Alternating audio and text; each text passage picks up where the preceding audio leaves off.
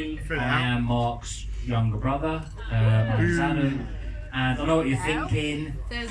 There's no way we can be related because his head is much bigger than mine. But we are. So yeah, all I can say is sorry, Mum. But right. So when I first came out here, Mark Hazel told me that I had to hold this microphone to my chin, which is what I'm doing.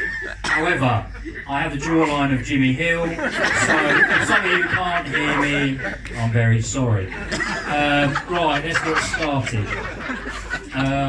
Right, here we go. If I'm honest, I'm surprised we're here. Mark and Steph aren't the most decisive people. I was half expecting them to get to the altar today, and when it came to I do, I thought they'd ask for a less definitive alternative. Something along the lines of, I probably will, or do I have to decide now, or yeah, I guess so, or what do you think? I don't know. But anyway, I'm joking. I'm so happy for both of them, and I hope they have a great honeymoon in Wales. Here's Wales, And decided yet? Because earlier you said to me you couldn't wait to go and bang her for 2 weeks. I see what I've done there. It's actually quite awkward. Right, so we'll get into real business. Obviously, Mark's already said it, but I'd like to say bridesmaids Katrina, Kirsty, Roxy, and Kat are looking absolutely beautiful today. So please raise a glass of bridesmaids. Right, so when we were younger, Mark and I, we were very close, but didn't always see eye to eye, I have to say. And I can imagine we were an absolute pain in the arse for our parents when we were growing up. A few examples of this, we were at the top of the stairs one day. Mark put me in a washing basket. Don't worry, I was a lot younger. It wasn't just a massive washing basket. And he pushed me down the stairs. So that was nice of him. But anyway. Also, he initiated a game of flicking cereal at the wall during breakfast one morning. I obviously joined in because my old brother told me to. We were on holiday one year and we walked up to the swimming pool, and Mark got me with the old what's that at the bottom of the swimming pool trick. To be fair, very funny. Not at the time because I walked over and looked down and he pushed me straight in. We just arrived and I was fully clothed. So yeah, thanks very much. What else is down here? Oh yes. So the bully got his comeuppance, actually. We were on holiday, walking down the beach in France, looking for somewhere to sunbathe for my mum. We walked past about 800 spots, but there's some skyscrapers and stuff around, so obviously we weren't getting the sun in the right place. And Mark all of a sudden said, "Someone threw wet sand at me." That's actually quite a good impression as well. It's very similar to how it went. And we were looking around thinking, who could have done that? We were miles away from the sea, so wet sand wasn't kind of around us. And it turned out a bird had shat all down his back and the back of his head. And tears were streaming down his face as Mum ushered him to the toilet. So, well done. Brilliant. Right, so Mark was a keen hockey player from a young age, and he has his uncle Nige to thank for that. Where is Nige? Oh, Nige! Great dinosaur story there, by the way. He started playing hockey about 5 years old. Was it 5 or 6? 7. Oh, bollocks, okay. Done some research on that. My only memory at the time was that he was 1 foot taller and 1 foot wider than everyone else on the pitch. He utilised the shoulder barge very well. As he got older, he rose up the hockey teams and he would tell me multiple times about his $1 million dribble. Was that Canterbury threes you were playing? He dribbled past, I don't know, 2 or 3 players and scored a goal, apparently. So he was happy with it. Anyway, and then he started playing men's ones, what, 16, 17? Yeah, fantastic. And he did well, and he soon became a popular figure around the club. Probably enjoying the social side more than the actual hockey playing, if we're honest, including becoming the club beer pong champion, although I am still getting physio on my shoulder for carrying him all the way to the final. So you can thank me later. And also going on numerous hockey tours to Holland, where he'd always give it the big one, and then he'd fall asleep under a tree by midday. I could do this story actually without missing out a cracker of a story. When he and stepbrother Nick went up the hockey club, I don't know, 15 years old maybe, went up there, they were allowed to have a couple of drinks. Went up there, it was the local, it was the Baines Hockey Festival at the time. They went up there, had more than a couple of drinks, came back, story goes that Nick said to Mark at the front door, "Play it cool." Got to the front door, knocked on the door opens, Mark falls in head first. That didn't go too well. And then got up to bed. I think he went to bed for a while, woke up in the middle of the night and was sick everywhere in the bathroom toilet. And from Mum's voice, I don't think he got it in the toilet. And it turned out he'd been drinking Purple Nasty. And back in those days, we had carpeted floor. So it didn't really come out. Next day, his reaction was, there was 3 toilets and I didn't know which one to aim for. I think that's also when he's on the hockey pitch as well, actually. 3 goals, didn't know which one to aim for. I wasn't always around to hear the best stories. He went on a friend from hockey's stag do, Alex Hope, sitting over there. And they're all out one night, having a good party, and they'd all noticed this lady on the dance floor. And they all avoided her because they realised there's something a bit different about this lady. But Mark hadn't avoided her, and he was packed dancing with said transvestite. But he had a really good time, and to be fair, I didn't know beer goggles that strong were available, so fair play to him.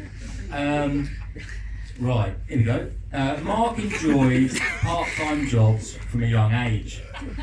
He had a paper round from the age of about 13, was it? And he was doing papers, but he was a fair weather paper boy. Whenever it rained, he either needed help or he'd get his younger brother to do it for him. After this success, he decided to get a job in Sainsbury's. A few examples of how well this job went included Liz Hurley coming in, asking him, was it Liz Hurley? Or was it Tara Palmer? Yeah. Liz Hurley coming in, asking for an exotic product, I don't know, what was it, milk or something? Something, I don't know. But rather than help her, he decided he'd just go and hide out the back and wait for her to leave. So, there you go. And he would go in the chiller a lot, and the chiller was where all obviously the fridge food, sausage rolls, Scotch eggs, all the things a rather rotund 16-year-old would like to eat. And he would tell me that he'd accidentally dropped them on the floor or ripped them so they couldn't be sold and he could eat them. So I suppose perched the job. It was also in Sainsbury's that he gained his nickname, which is Cheese, for those of you who don't know. And that is his hockey nickname, and the story goes that a guy from hockey, Andy Wilkins, was it? No, Greg Smith. Greg Smith, Miller's brother, thank you. Thank you. Saw him twice in Sainsbury's stacking cheese, and he confirmed he never worked in the cheese aisle. So I don't know what he was doing over there, but fair play to him. Anyway, 2 seconds. Carry on now. Oh, here we are. It's about this time that he got a moped. And him and his best mate Jack, sitting over there, hello Jack, would go out driving around and enjoy their newfound freedom. And he also, around this age, decided it was a good idea to get blonde tips in his hair. And at the time, he resembled the fatter 6th member of NSYNC.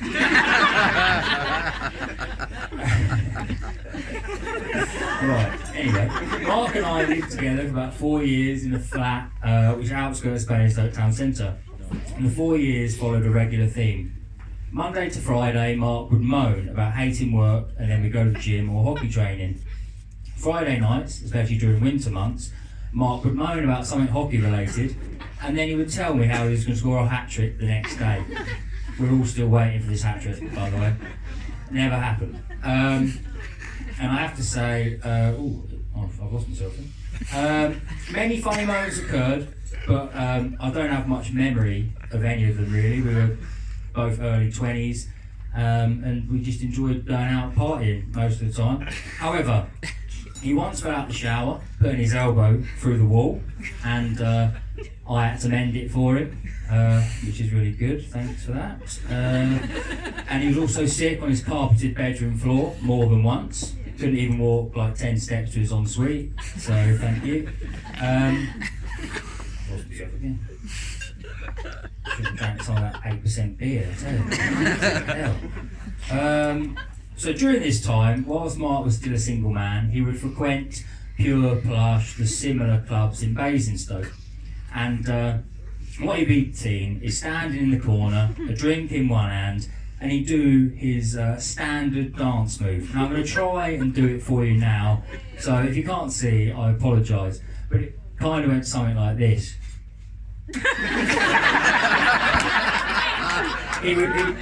That's what he would do. I'm not sure it ever worked, but Steph did comment to me a few years ago, who could resist that? So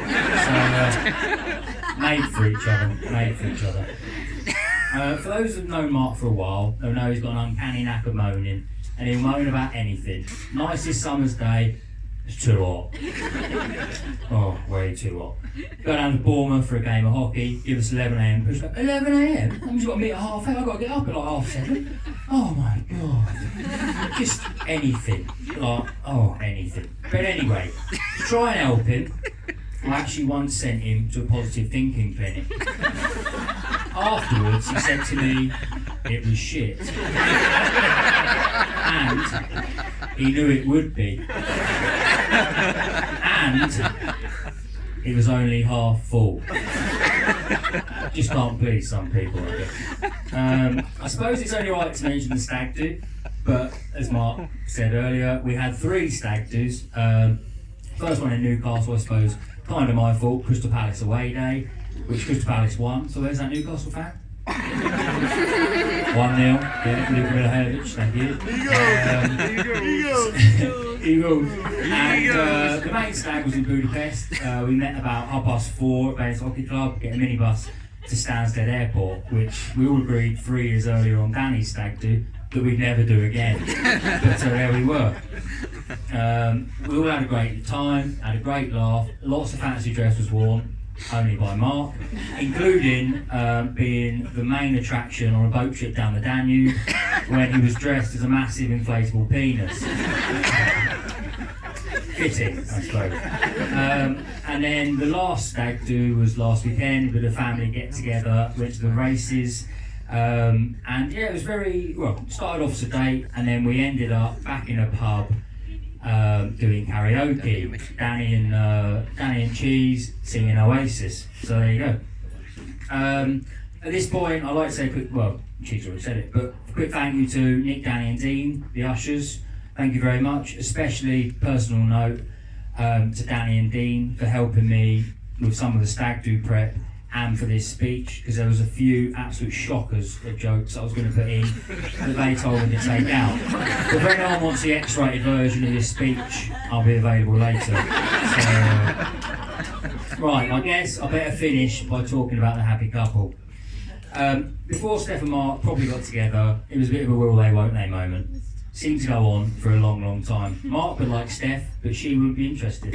Steph would like Mark, but he wouldn't be interested. It took some persuasion from close friends, but finally they made the jump and they decided to go for it. And it was on the night before our soon-to-be disappointing National Cup final appearance that they finally sealed the deal. And you could tell actually by Mark's performance the next day that he obviously was a bit tired.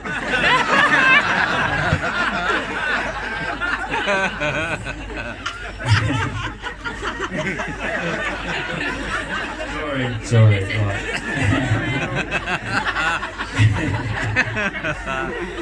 It was because Steph was snoring, apparently. By this point, Mark had moved his own 2-bed house, and Steph moved in soon after. The spare room became Steph's wardrobe, as far as I understand it. And also I understand that Mum had a spare key, and she almost came round and got more than she bargained for. So, due to these untimely intrusions and the lack of wardrobe space for Steph, they decided it was time to buy their own place. Prior to moving into their own lovely place, they came to live with me for a few months. My prevailing memories were of eating way too many brownies because Steph ordered them for when she got home from training. And also, on Sunday movie night, they would both fall asleep on me. So, very, very rude. The new home they've moved into is definitely a future family home. They've employed a cleaner. They still haven't invited anyone around for a hot tub party. I don't think they have anyway, because you haven't invited me, so it's awkward if you have. And Mark will still only have a poo in the upstairs toilet. I only did, in fact. Right. A story I remember hearing from when Mark and Steph went on holiday recently. They were going out for dinner, and they were walking between two buildings, and Mark gave Steph a look. Steph knew this look. Mark needed to break wind. He relieved his stomachache, and the noise that followed can only be described as a foghorn. They thought it was okay. Empty alleyway, nothing at either end. As they walked further down the alleyway, they realised there was a restaurant slightly recessed from the building. And as they got there, everyone in the restaurant was looking directly at them. They quickly walked past, basically. And apparently I've heard that initially everyone in the restaurant looked towards the sea as they thought an oil tanker had run adrift. I did have a little section here which was planned to talk about Steph, but Mark said I could only say nice things and nothing embarrassing, as it's her big day. So I've ended up deleting it all. I'm only joking.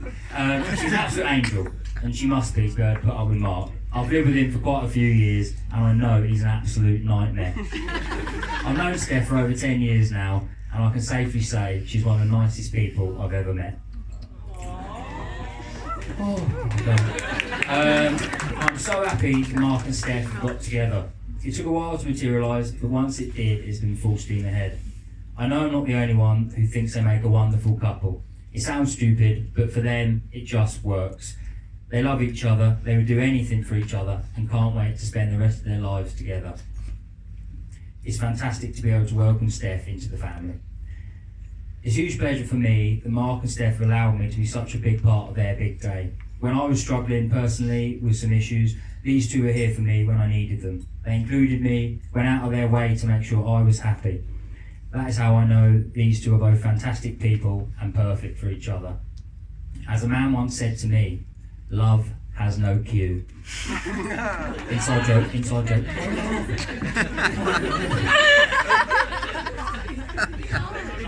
Thanks, mate.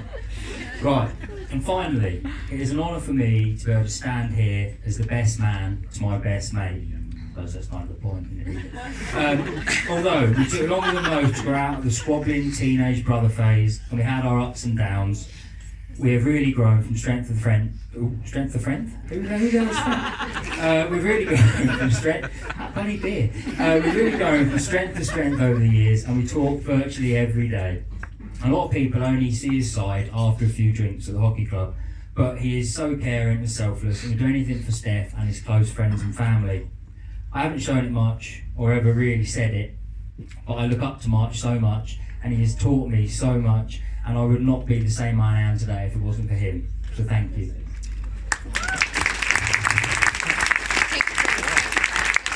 Looks like I didn't need any tissues, but I used them all earlier, clearing up his internet history.